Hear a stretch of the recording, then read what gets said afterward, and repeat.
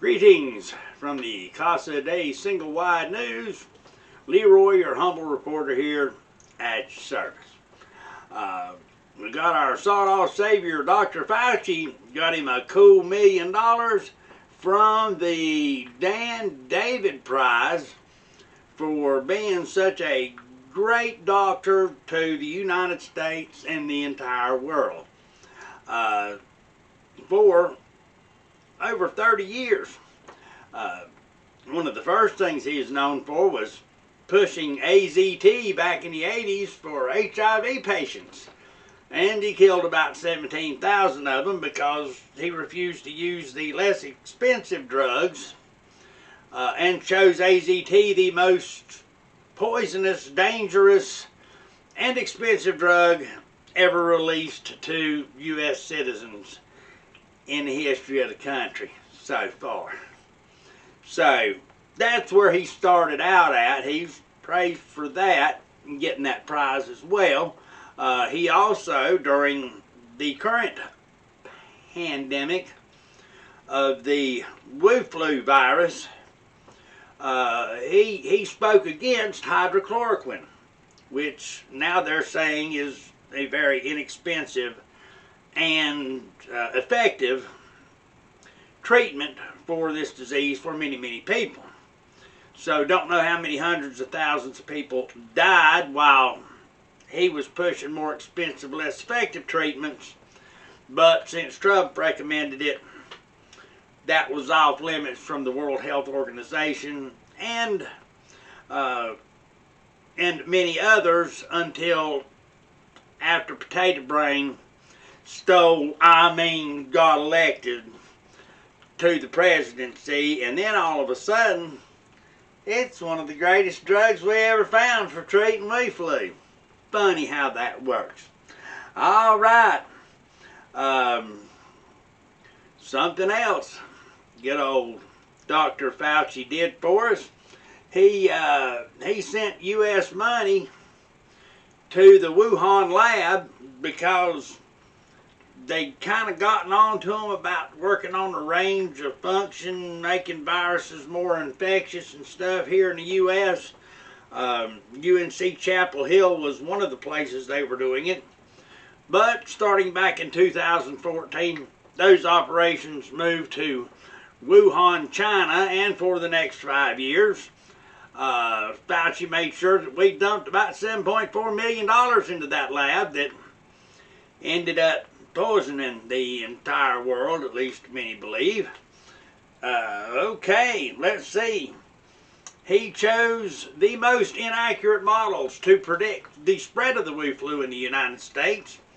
They were all greatly inflated, about 10 times what they should have been. Those are the ones he chose to scare the crap out of everybody into closing everything down. Let me see. First he said that masks didn't work. Then he bragged about the reason that he lied about telling us not to wear masks because they didn't work. Saying that he was wanting to get those masks to the healthcare workers. Well, the masks that most people are wearing out here on the street don't do any good. They're not the N95 masks that you would use in healthcare facilities. They also say right on the package that they don't stop viruses. And these little cutesy cloth ones that you're picking up, you might as well wipe your butt with them. They ain't worth nothing. They don't stop anything.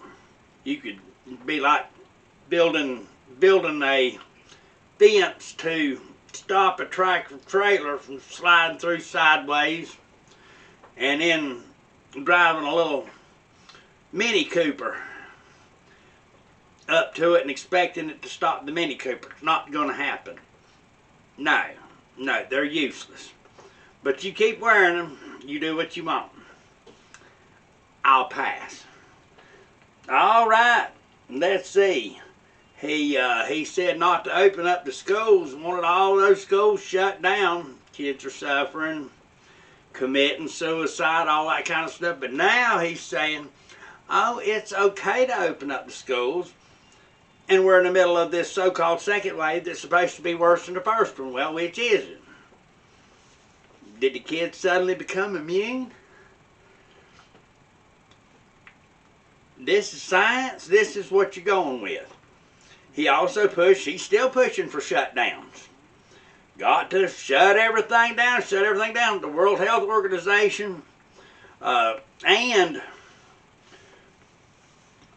basically every other health organization saying we're going to kill hundreds of millions of people worldwide if we keep shutting down the economy of the world. Because we kind of like produce food and different things that sort of help people live. So we're going to help people live by starving them to death through shutdowns, and then the stuff that they don't produce will starve more people to death all the way around the world.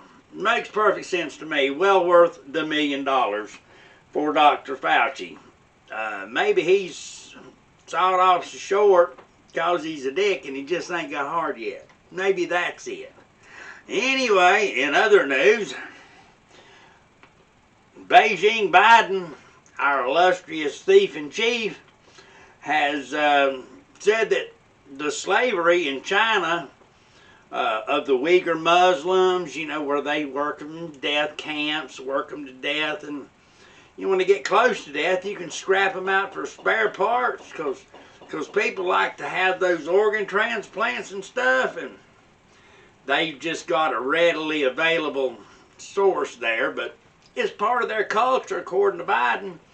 And I'm sure that his son, owning 10% in an investment company called BHR, which is run by the Chinese Communist Party, and we know from his hard drive that the big guy,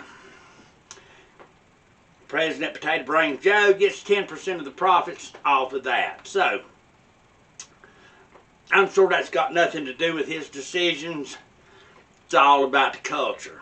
You know, Democrat Party, come to think of it, they was the party of slavery. I mean, it's just part of the culture. Maybe he'll work to bring that back too. You know, in the U.S. He's all for it in China for the culture. Just a casual observation.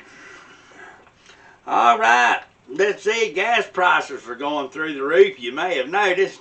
There's numerous reasons for this. Well, when you fire tens of thousands of Americans in the energy sector, kind of gums up the works a little bit. Plus, there's been this big, huge ice storm, snow and ice and cold that's pretty much shut the state of Texas down, where they do a lot of the production in the refineries and all that kind of stuff. So that kind of shut down. A lot of people's out of power there, not just because of the snow and ice, bringing down power lines and stuff, but because all these big wind farms they invested in, those big wind turbines, they've frozen up solid. So now they're spraying antifreeze on them from helicopters or whatever. And antifreeze is known to be excellent for the environment, so I'm sure that'll work out just fine. We've also got a natural gas shortage, and prices are shooting up for that. And here again, you shut down the Keystone XL pipeline production, making it, and you got to transfer all this stuff over to trucks and trains instead of getting a pipeline that's going to transfer it away from towns and neighborhoods and stuff, nice and safe through a pipeline. Instead, we're going to put it on trains and trucks, run it right down the middle of your towns and neighborhoods, and use tons of diesel fuel in the most inefficient way possible. Just because they shut down the pipeline doesn't mean they've shut down production. They just changed the way that they move it. So, idiots abound. That's what we've got in this country now. So, good luck to everybody. I hope that you do like, share, and subscribe as I try to keep you informed on the latest insanity coming from Washington and spreading out across the entire country. I hope everybody has a wonderful, wonderful day. God bless you. God bless America. And I will talk to you soon. Bye.